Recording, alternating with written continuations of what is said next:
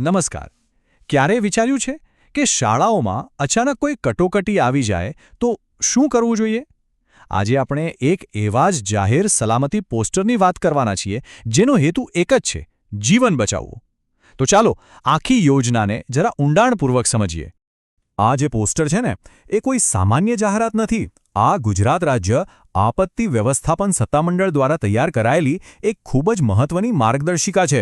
અને એનો સીધો સાદો હેતુ એ જ છે કે આપણી શાળાઓ કોઈપણ આપત્તિ માટે એકદમ તૈયાર રહે. તો આખી વાતને સમજવા માટે આપણે શું જોઈશું?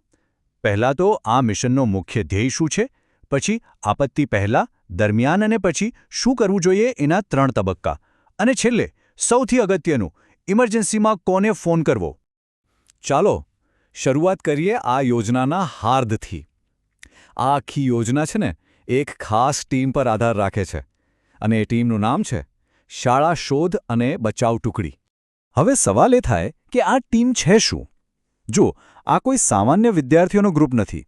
આ તો શિક્ષકો અને વિદ્યાર્થીઓની બનેલી એક સ્પેશિયલ ટીમ છે, જેને ખાસ ટ્રેનિંગ આપવામાં આવી હોય છે, જેથી કટોકટીમાં સમયે તેઓ તરત જ અને સાચી રીતે પગલાં લઈ શકે. તો સવાલ એ છે કે આ ટીમમાં હોય કોણ અને કેટલા લોકો? યોજનામાં એકદમ સ્પષ્ટ લખેલું છે: દર 50 વિદ્યાર્થીઓ પાછળ ટીમમાં 2 શિક્ષકો અને 8 વિદ્યાર્થીઓ હોવા જોઈએ. આ ગણતરી એટલા માટે જરૂરી છે જેથી આખી શાળામાં જરૂર પડે ત્યારે તાલીમ પામેલા લોકો હાજર હોય. ઓકે, તો હવે વાત કરીએ પહેલા તબક્કાની, એટલે કે આફતી આવે એ પહેલાં શું કરવું? કારણ કે સાચી તાકાત તો તૈયારીમાં જ છે, ખરું ને? પ્રોએક્ટિવ પગલાં જ સૌથી વધુ કામ લાગે છે. આ તૈયારીમાં મુખ્યત્વે 3 બાબતો પર ધ્યાન આપવાનું છે.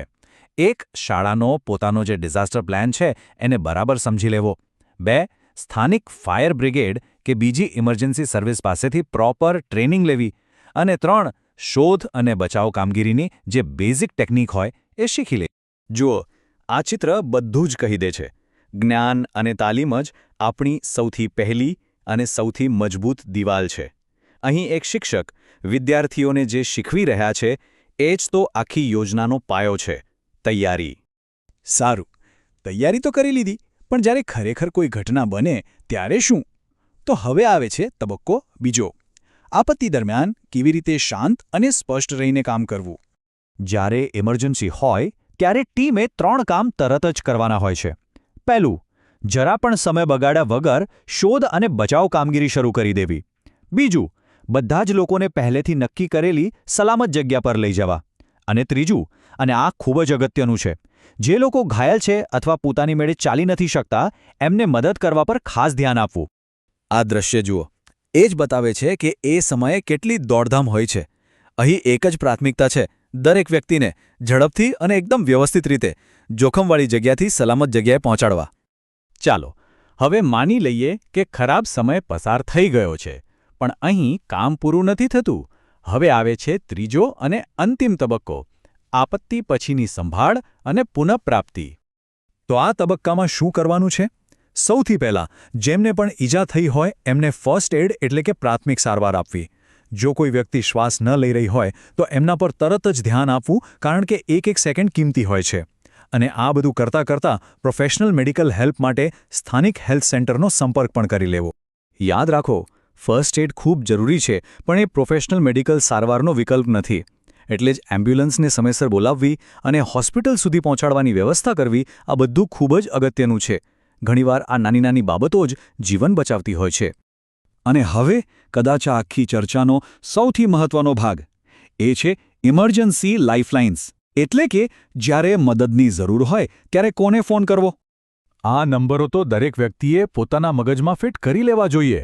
ફાયર બ્રિગેડ માટે 101, પોલીસ માટે 100, એમ્બ્યુલન્સ માટે 108 અથવા 102.